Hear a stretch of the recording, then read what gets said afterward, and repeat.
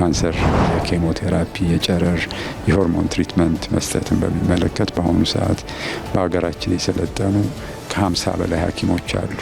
አዲስ አበባም በክልልም ግን ሐማስ የታጋቾችን አስክሬን በፍጥነት እንዲመልስ አለበለዚያ ግን በዚህ ታላቅ ሰላም ላይ የተሳተፉ ሌሎች ሀገራት እርምጃ መውሰድ ይጀምራሉ ሲሉም አስጠንቅቀዋል።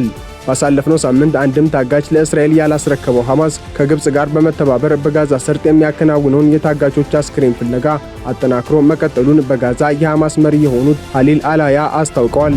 ከኔቶ ጋር ጦርነት ማዘዝ የአንድ እርምጃ ርቀት ብቻ የቀራት ሩሲያ የትኛውም ምድራዊ ኃይል አይመከተውም ያለችውን የሁለት ተሸካሚ ክሩዝ ሚሳኤል ሙከራ አድርጋለች። የሩሲያው መሪ ቭላዲሚር ቭላዲሚሮቪች ፑቲን ከላይ እስከታች ወታደራዊ ልብስ ለብሰው ከጦር መሪዎቻቸው ጋር ባደረጉት ስብሰባ ዓለም አይቶት የሚያውቀውን የጦር መሳሪያ በተሳካ ሁኔታ ሙከራ አድርገን አስተማማኝነቱን ደህንነቱን ፈትሸናል ሲሉ አብስረዋል።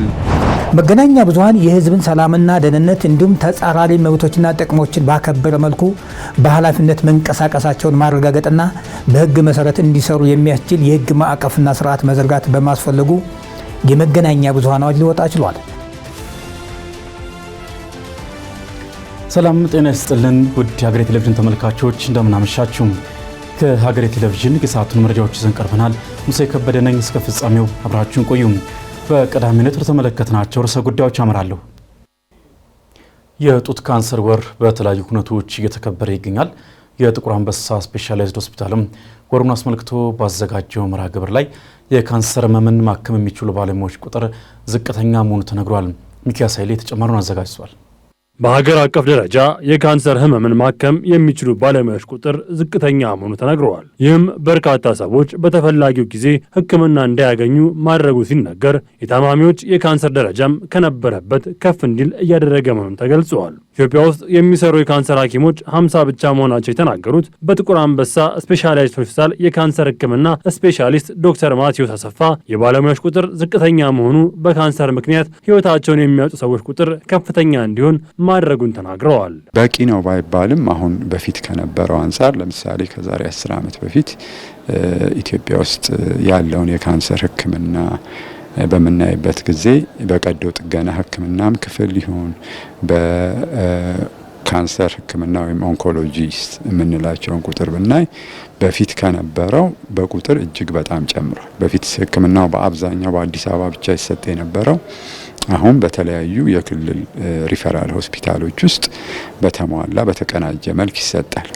በፊት አልነበረም። ከ5 እስከ 6 ዓመት በፊት ይሄ ነገር አልነበረም። በስፔሻሊቲ ደረጃ በፌሎሺፕ ደረጃ አለ። ኦንኮሎጂ በሚመለከት የካንሰር የኬሞቴራፒ የጨረር የሆርሞን ትሪትመንት መስጠትን በሚመለከት በአሁኑ ሰዓት በሀገራችን የሰለጠኑ ከ50 በላይ ሐኪሞች አሉ። አዲስ አበባም በክልልም ከ10 ዓመት በፊት ምናልባት በጣት የሚቆጠሩ 4 ሐኪሞች ብቻ ነበሩ። ስለዚህ ከበፊቱ የተሻለ ነው፣ ግን አሁንም በቂ የሚባል አይደለም። በባለሙያዎች እንዲሁም በማህበረሰብ ዘንድ የካንሰር በሽታ ላይ ያለው የግንዛቤ እጥረት ከፍተኛ መሆኑን ያብራሩት የጥቁር አንበሳ ስፔሻላይዝድ ሆስፒታል የጡት ካንሰር ሰብ ስፔሻሊስት ዶክተር ህይወት ሽጥላ በበኩላቸው በተለይ በጡት ካንሰር ዙሪያ ያለው ግንዛቤ ክፍተት ሰፊ መሆኑን አብራርተዋል። በቁጥር ደረጃ ለማለት በጣም ከባድ ነው። ምክንያቱም በሀገራችን እስከ ቅርብ ጊዜ ድረስ ቅድም እንደተባለው በጣም ውስን የካንሰር የህክምና ማዕከላት ነበሩ። አሁን ግን ወደ 33 ወደ 35 የሚያክሉ ኬሞቴራፒ የሚሰጥባቸው የጤና ቦታዎች አሉ፣ አገር አቀፍ ማለት ነው። እዛ ላይ ምን ያህል የጤና ባለሙያ በደንብ ግንዛቤ ያለው ምን ያህል ማህበረሰብ ግንዛቤ የለውም የሚለውን አገር አቀፍ የሆነ ምንም የተሰራ ነገር ስለሌለ ቁጥሩ እንደዚህ ብሎ ለማስቀመጥ በጣም ከባድ ነው። በህክምና ባለሙያውም በማህበረሰቡ ያለው የግንዛቤ መጠን በጣም አነስተኛ ነው። ለዚህ ማረጋገጫ የተለያዩ የምርምር ወረቀቶች ተሰርተዋል። እዛ ላይ እንደሚያሳየው ማህበረሰቡ ብቻ ሳይሆን የጤና ባለሙያው ስለ ጡት ካንሰር ምንነት እንዲሁም ደግሞ ህክምና መገለጫዎቹና ስለ አጋላጭ ምክንያቶቹ ያለው የእውቀት ደረጃ በጣም አናሳ እንደሆነ ነው የተገነዘብነው። ከማህበረሰብ በተጨማሪ በሕክምና ባለሙያዎች ዘንድ የሚስተዋለው የግንዛቤ ክፍተት ለመሙላት መንግስት እንዲሁም የግሉ ዘርፍ ኃላፊነቱን ሊወጣ እንደሚገባም ተመላክተዋል። በሕክምና ባለሙያዎች ውስጥ ያለውን የግንዛቤ ችግር ለመቅረፍ የባለሙያዎችን አቅም ለማሻሻል የተቋቋመው የዘውዲቱ ፋውንዴሽን መስራች ፕሮፌሰር ጽጌ ገብረ ማርያም በዘርፉ ብቁ የሆኑ ባለሙያዎች ከማፍራት ባሻገር በየጤና ተቋማት የሚገኙ ባለሙያዎች አስፈላጊውን ግንዛቤ እንዲጨብጡ ማድረግ እንደሚገባ ማስመረውበታል። የጤና ባለሙያው ከዚህ ስለ ካንሰር ስልጠና ያላገኘው ራሱም ጭምር የግንዛቤ እጥረት አለ።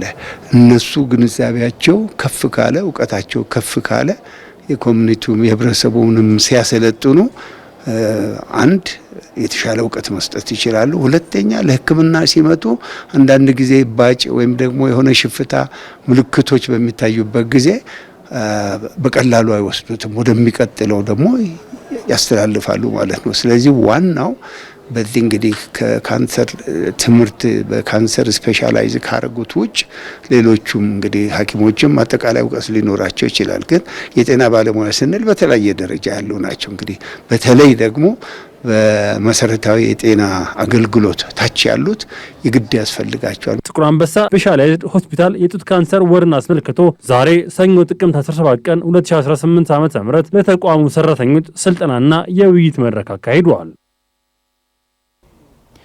የአውሮፓ ህብረት ያወጣውን የደን ጭፍጨፋ ደንብ ተከትሎ አነስተኛ ምርት አምራች አርሶ አደሮች በተናጠል የሚሰሩ ከሆነ ሊቸገሩ እንደሚችል ተጠቁሟል።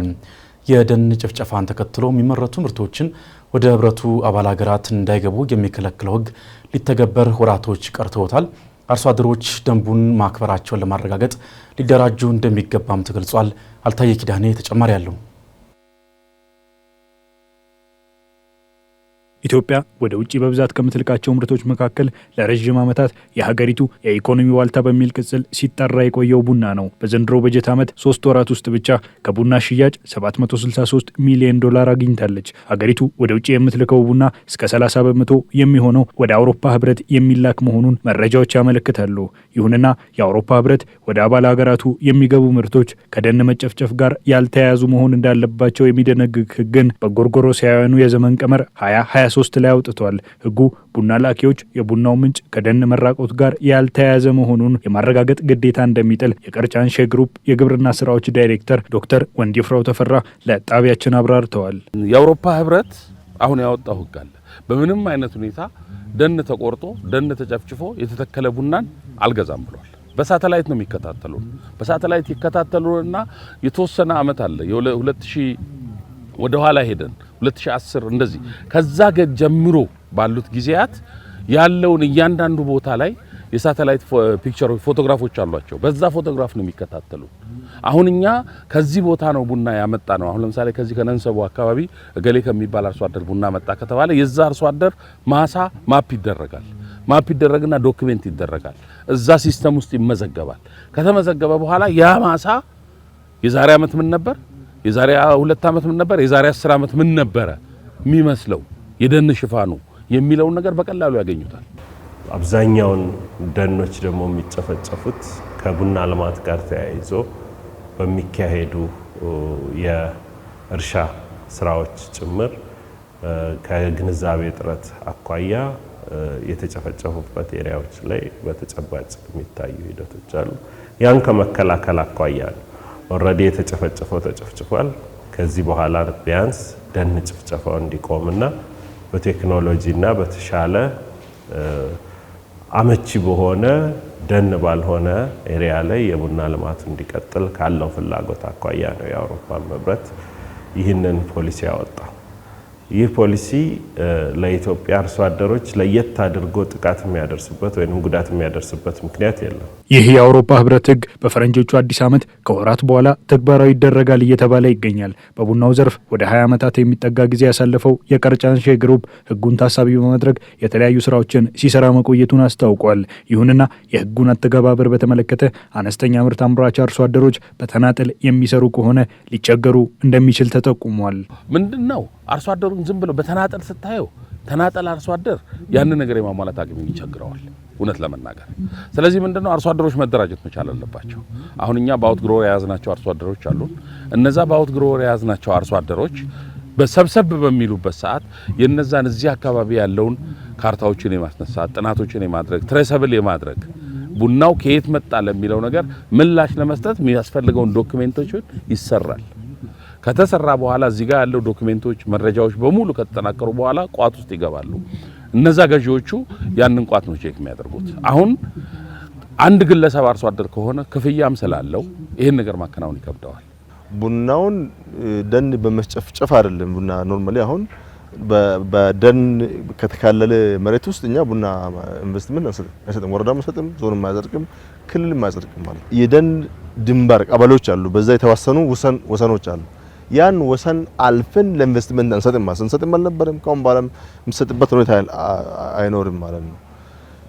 ስለዚህ ከዛ እሱን ተግባራዊ ከመድረግ አንፃር ብቻ ሳይሆን ዛሬ ተግባራዊ መድረክ ሳይሆን ከዛሬ በፊትም ከአሁን በፊትም የነበረው ኢንቨስትመንት ለእርሻም ስንሰጥ ለፋብሪካዎችም ስንሰጥ የደን ወሰኑን ሳልፍ ስሰጥ ስለነበረ ከዛ አንፃር ይመጣል ተብሎ የሚጠበቅ ብዙም አስፈሪ ነገር አይኖርም። የቀርጫንሼ ግሩፕ ከደን ጭፍጨፋ የጸዳ ምርትን ለማምረት ለቡና አቅራቢ አርሶ አደሮች ድጋፍ እያደረገ መሆኑን ሲገልጽ ለዚህም ቴክኖሎጂን መሰረት ያደረገ አሰራር መዘርጋቱን ጠቁሟል።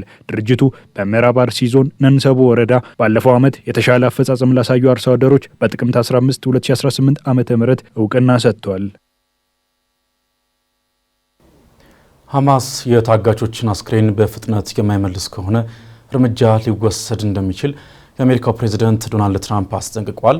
ሐማስ በበኩሉ የተቀበሩትን ታጋቾች ለማውጣት እንደማይችልና ሰፊ ጊዜም እንደሚወስድበት መግለጹ የሚታወስ ሲሆን አሁን ደግሞ ከግብጽና ዓለም አቀፉ የቀይ መስቀል ኮሚቴ ጋር በመተባበር የሚያከናውነውን ፍለጋ ማጠናከሩን አስታውቋል።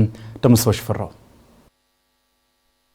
በእስራኤልና በሐማስ መካከል ላለፉት 2 ዓመታት ሲካሄድ የነበረው ጦርነት በአሜሪካው ፕሬዝዳንት ዶናልድ ትራምፕ አሸማጋይነት ወደ ስምምነት መምጣቱ ይታወቃል።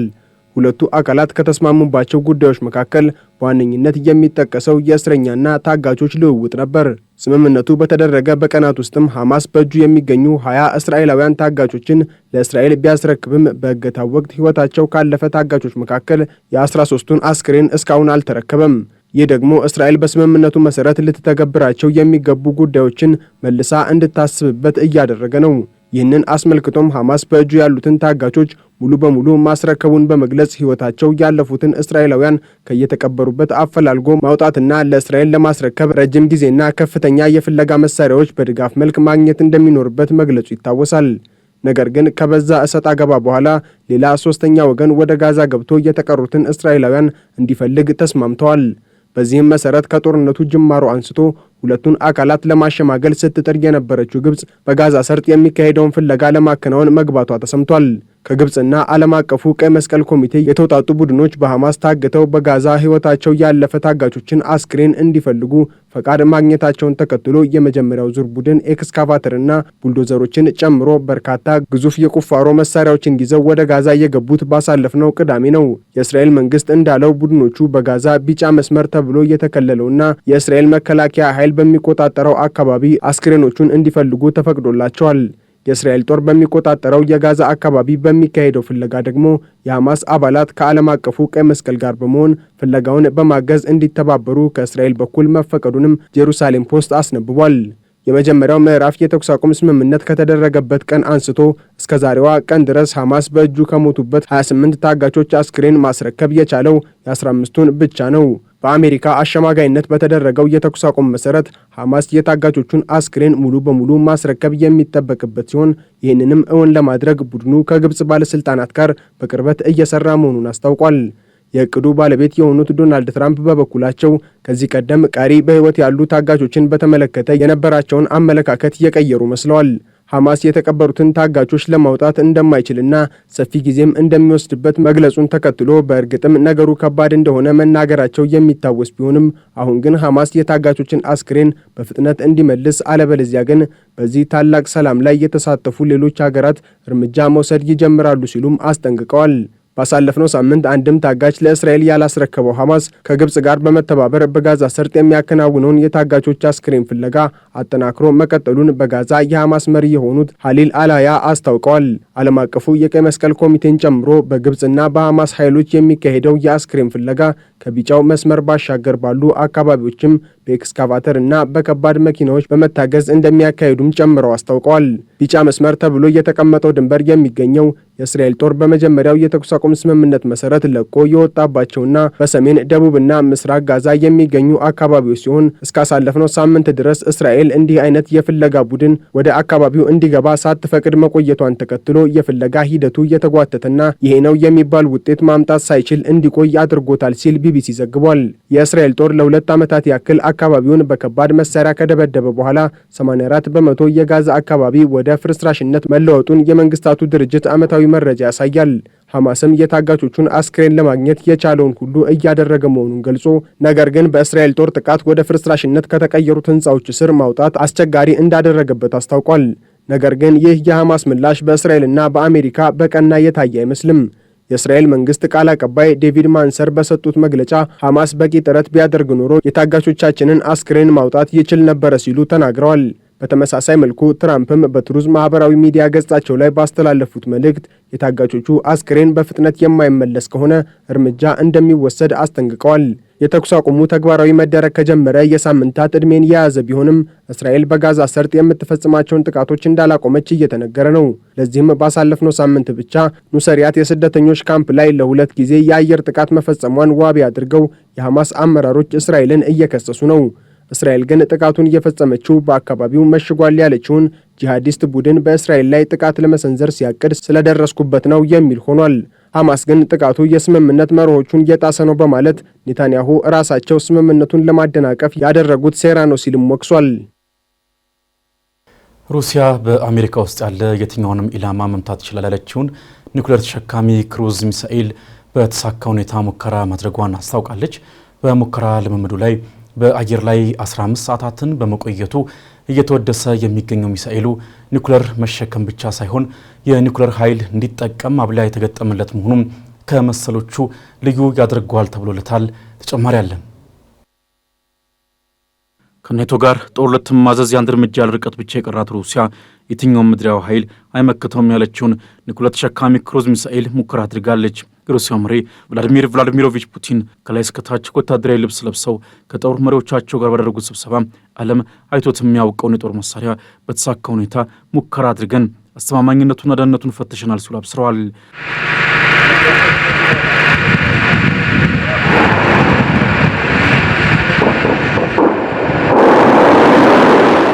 ይህንን የመጀመሪያውን ኒውክሌር ተሸካሚ ክሩዝ ሚሳኤል ከኛ ውጪ ማንም የለውም በአይነቱ ከዚህ ቀደም ከነበሩት መሰሎች በብዙ ልቆ ልዩ የሆነውን የጦር መሳሪያ ስንፈትሽ ሩሲያ በወታደራዊ አቅሟ ምን ያህል እየፈረጠመችና ፈርቀዳጅ ሆና እንደቀጠለች ማሳያ ነው ማለታቸውን ቢቢሲ በዘገባው አጋርቷል። በወታደራዊ ሳይንስ ሊቃንና በዓለም አቀፍ የፖለቲካ ጠበብት ዘንድ በብዙ እያነጋገር የሚገኘው ሚሳኤሉ ሬቬስኒክ ይሰኛል። በሩሲያኛ ስቶርም ፔትሬል የተባለችውን በባህር ላይ የምትበር ወፍ ዝርያን ያመለክታል። በሩሲያ የማይበገር በምዕራቡ ዓለም ደግሞ አስፈሪው በጥቅሉ እጅግ ጨዋታ ቀያሪው እየተባለም እየተወደሰ ይገኛል።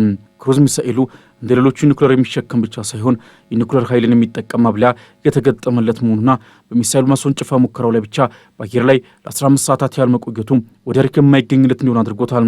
እንደ ሩሲያው ጦር ጠቅላይ ኤታማዦር ሹም ጄኔራል ቫለሪ ጌራሲሞቭ ገለጻ ሚሳኤሉ ለበርካታ ሰዓታት አየር ላይ ሲቆይ 14000 ያህል ኪሎ ሜትሮችን ሸፍኗል። ነገር ግን ይህ መምታት የሚችለው የመጨረሻው ርቀት አይደለም ብለዋል። በዓለም አቀፉ ስትራቴጂክ ጥናቶች ተቋም ላይ እንደሰፈረው የሩሲያ ወታደራዊ ሀቲት የሚሳኤሉ የመጓዝ ርቀት ከ10,000 እስከ 2,000 ኪሎ ሜትር ነው። በአሁኑ ወቅት በስራ ላይ ያሉት ክሩዝና ባለስቲክ ሀገር አቋራጭ ሚሳኤሎች መጓዝ የሚችሉት ርቀት ቢበዛ 15,000 ኪሎ ሜትሮችን ብቻ ሲሆን በሩሲያ ይፋ የተደረገው አዲሱ ክሩዝ ሚሳኤል ግን ከነዚህ በብዙ ከፍ ያለ ርቀት የመጓዝ አቅም ያለው ነው። ከሩሲያ የየትኛውም አካባቢ በመነሳት በአሜሪካ ላይ ያለን ማንኛውም ኢላማ በተሳካ ሁኔታ መምታት የሚችል ስለመሆኑም የጥናት ተቋሙ ሀተታ በዝርዝር አስፍሯል። ከዚህ ባለፈ የሙከራ ስራውን ሙሉ በሙሉ አጠናቆ ወደ ተሟላ አገልግሎት ሲገባ ደግሞ ምንም አይነት የርቀት ገደብ አይኖረውም መባሉም ምዕራቢያንን ያሸበረ ጉዳይ ሆኗል። ከፓትሪዮት የሚሳኤል መከላከያ ስርዓቶች እስከ እጅግ ዘመናዎቹ ሂማርስ የአየር መከላከያ የሚሳኤል ስርዓቶች ድረስ የትኛውም አየር መቃወሚያ ሬቬስኒክን ሊያከሽፍ የሚችል ኃይል እንደሌለው እየተነገረለት ይገኛል። ሚሳኤሉ እንደ አውሮፓውያን አቆጣጠር በመጋቢት 1 ቀን 2018 የሩሲያ መሪ ቭላዲሚር ፑቲን ይፋ ካደረጓቸው 6 ስትራቴጂክ የጦር መሳሪያዎች መካከል አንዱ ነው። ለመጀመሪያ ጊዜ ለዓለም ከተዋወቀበት ከዚህ ጊዜ አንስቶ የሚሳኤሉ ባህሪያትና አቅም በወታደራዊና መከላከያ ዘርፍ ውስጥ ጥልቅ ዋነኛ መከራከሪያ አጀንዳ ሆኖ ቆይቷል። በፈረንጆቹ አቆጣጠር 2001 የአሜሪካ አየር ኃይል ብሔራዊ የአየርና ጠፈር ደህንነት ማዕከል ሳይቀር የኒኩሌር ኃይል የተገጠመለትን ክሩዝ ሚሳኤል ሩሲያ መታጠቋ በአጭርና መካከለኛ ርቀት ኢላማ ውስጥ ከሚገቡ ጥቃቶች ባለፈ አህጉር አቋራጭ መጓዝ የሚያስችል ልዩ አቅም ይሰጣት ይሆናል ሲል በወቅቱ ባወጣው ሪፖርት መረጋገጡ ይታወሳል።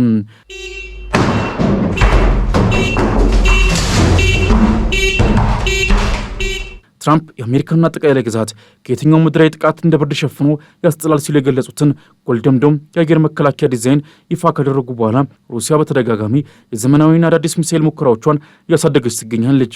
በሞስኮ የዓለም ኢኮኖሚና ዓለም አቀፍ ግንኙነት ተቋም ተመራማሪ ዲሚትሪ ስቴቫኖቪችም ይህን ሀሳብ ያጠናክራሉ። ተመራማሪው እንደሚሉት የአሜሪካ ጎልደን ዶምም ሆነ ሌሎች የሚሳኤል መከላከያ ስርዓት ማጠናከሪያ ፕሮጀክቶች ሩሲያን ወደ መሰል ወጪ የሚጠይቁ ትላልቅ ስራዎች ውስጥ እንድትገባ እየገፉ ያሉ ዋነኛ ጉዳዮች ናቸው። አዲሱ ክሩዝ ሚሳኤልም ሆነ ባሳለፍነው ሳምንት በሩሲያ ጦር የተፈተሹት ግዙፍ የጦር መሳሪያዎችም በከፍተኛ መጠን እየላቀ የመጣውን የጦር መሳሪያ ሽቅድምድም ቁንጮ በመሆን ለመምራት አቅም የሚሰጡ ይሆናል ይላሉ ተመራማሪው። ሩሲያ ከዩክሬን ጦርነት በኋላ ከምዕራቢያን በተለይም ከሰሜን አትላንቲክ ጦር ኔቶ ጋር ያላት ዓይንና ናጫ ግንኙነት በየትኛውም ቅጽበት ድብልቅልቅ ያለ ጦርነት የሚቀጣጠልበት እድል እያሰፋ የመጣ ሲሆን በጦር መሳሪያ ራስን ማደራጀት ደግሞ ከአያሌ ሀገራት አልፎ የትናንሽ ሀገራትም ባለብዙ በጀት ትልቅ የቤት ስራ ከሆነ ከራርሟል። ፑቲን ግን የሙከራ ስራው በስኬት ተጠናቋል፣ በሚያስፈልገው ደረጃ መሰረት የሚጠበቁ ቁልፍ መስፈርቶችንና ዓላማዎችን አሳክቷል፣ አሁን የሚቀረው አስፈሪውን የመጀመሪያውን የኒኩሌር ኃይል ማብለያ የታጠቀውን ክሩዝ ሚሳኤል ለውጊያ ማዘጋጀት ብቻ ነው ሲሉ የጦር ኃይላቸውን በጥብቅ አዘዋል።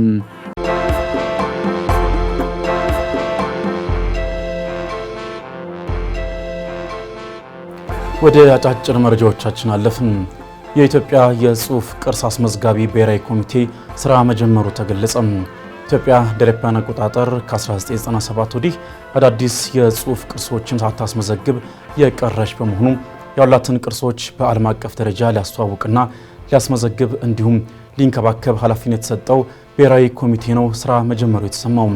ኮሚቴው ከባህልና ከትምህርት ተቋማት የተውጣጡ አባላት እንዲኖሩት ሆኖ የተቋቋመ ሲሆን እንደ አውሮፓውያን አቆጣጠር በ2026 እስከ 2027 በዓለም የትውስታ ማህደር እንዲመዘገቡ በእጩነት ሊቀርቡ የሚችሉ የጽሑፍ ቅርሶችን በመለየትና አስፈላጊ ደጋፊ ሰነዶችን በማዘጋጀት ላይ ይገኛልም ተብሏል።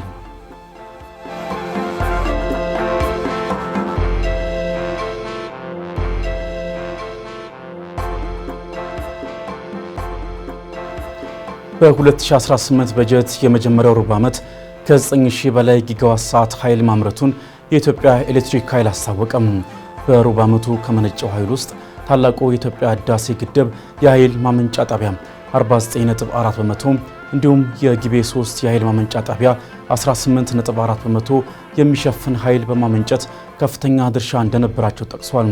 የተመረተው ኃይል የዕቅዱን 89 በመቶ ያሳካ መሆኑ ሲነገር ከ2017 የበጀት ዓመት ተመሳሳይ ወቅት ጋር ከተመረተው ኃይል ጋር ሲነጻጸር ግን የ2707 ጊጋዋት ሰዓት ብልጫ ያለው መሆኑን ኃይሉ አስታውቋል።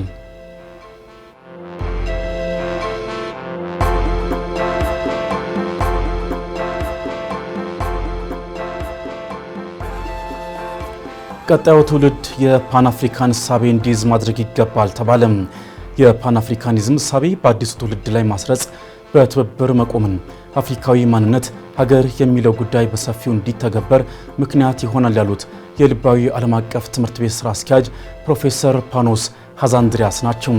ትምህርት ቤቱ የፓን አፍሪካን ሀሳብ ለትምህርት ቤቱ ተማሪዎች፣ ወላጆች እንዲሁም ለማህበረሰቡ ለማስተዋወቅ የሚረዳ መድረክም አዘጋጅቷል። በየአንድ ወር ልዩነት የፓን አፍሪካኒዝም እሳቤን ለትውልድ ለማስረጽ ያለሙ ዝግጅቶችን እንደሚያካሂድም አስታውቋል።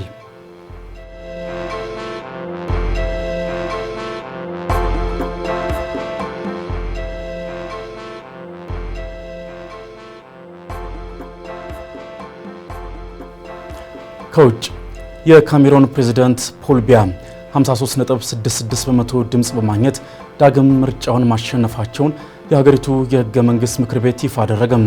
በ92 ዓመታቸው በማሸነፍም በዓለማችን በእድሜ አንጋፋው መሪ ሆነዋል። በካሜሮን የምርጫ ውጤት ይፋ ከመደረጉ አስቀድሞ በመቶዎች የሚቆጠሩ ተቃዋሚዎች የካሜሮን የኢኮኖሚ ዋና ከተማ በሆነችው ዱዋላ ጎዳናዎች ላይ ተቃውሞ ለማሰማት ተሰባስበው ነበር። ሰልፉ ከተቃዋሚ ፓርቲ አባል መሪ ኢሳ ቺሮማ ባካሪ ለቀረበላቸው አገር አቀፍ ጥሪ ምላሽ ነው ተብሏል። ተቃዋሚዎች በአብዛኛው ወጣቶች ሲሆኑ በዋና ዋና መንገዶች ላይ በመዘዋወር ትክክለኛ ውጤት ይፋ እንዲያደርጉ የሚጠይቁ ነበሩ። ከአካባቢው በተገኙ መረጃዎች መሰረት ሰልፎቹ በፍጥነት በዱዋላ በሚገኙ በርካታ ሰፈሮች የተሰራጩ ሲሆን ፖሊስም ህዝቡን ለመበተን መሞከራቸውን ተከትሎ ውጥረቱ ተባብሷል ነው የተባለው።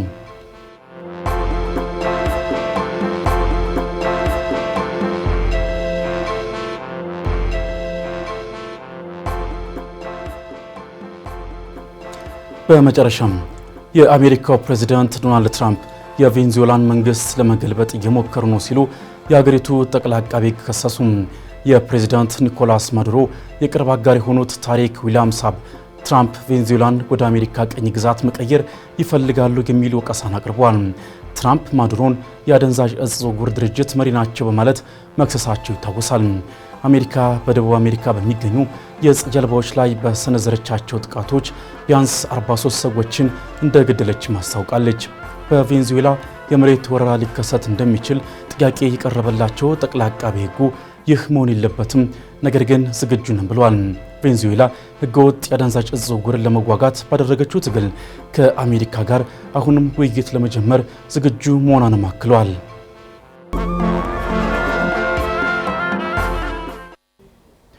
አሜሪካና ቻይና የንግድ ማዕቀፍ ስምምነት ላይ መድረሳቸው ተነግሯል። ስምምነቱ በዋናነት አሜሪካ በቲክቶክ ላይ የጀመረችውን ጥያቄና ቻይና ደግሞ በአንጻሩ በብርቅዬ ማዕድናት ላይ ያደረገች ባለችው ጥብቅ ቁጥጥር ላይ ያተኮረ መሆኑ ተገልጿል። ምረት ደግፍ በቢዝነስ ጥንቅሯ ተመልክተዋለች።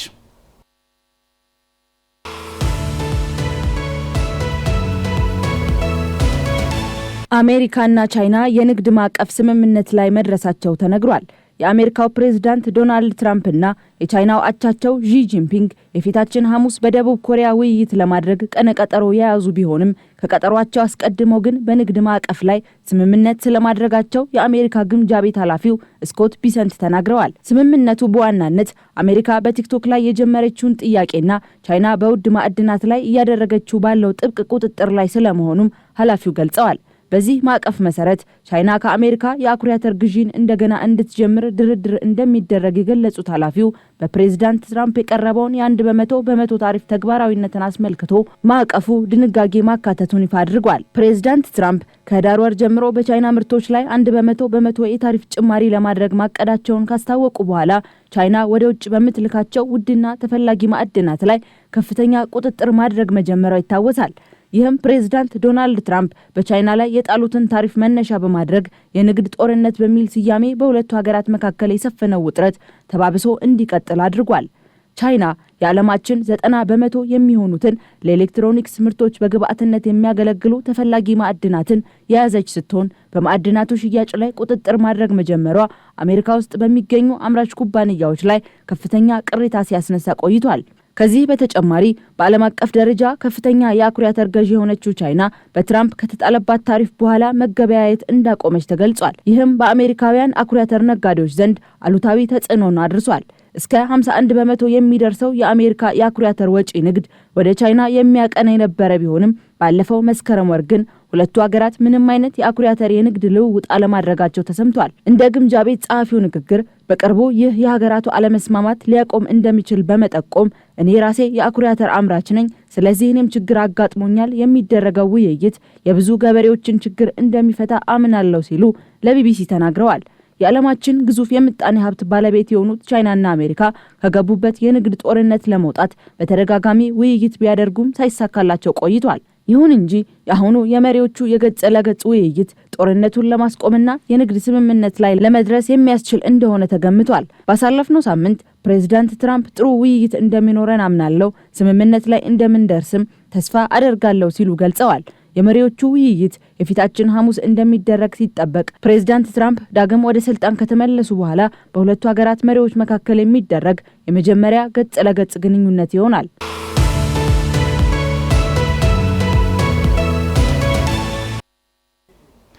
በፕሬስና ሀሳብን በነጻ የመግለጽ ህገ መንግስታዊ መብት ላይ የተደረጉ ገደቦች እንዳሉ ሆነው በመገናኛ ብዙሃን የስም ማጥፋት ቢካሄድ በፍትሐ ብሔር ህጉ እንጂ በወንጀል ህጉ አይታይም። በመገናኛ ብዙሃን ስለሚጠፋ ስም ህጉ ምን ይላል? የዛሬው ከጠበቃው ጋር ጥንቅራችን ትኩረት ነው። ወደዛው እንለፍ።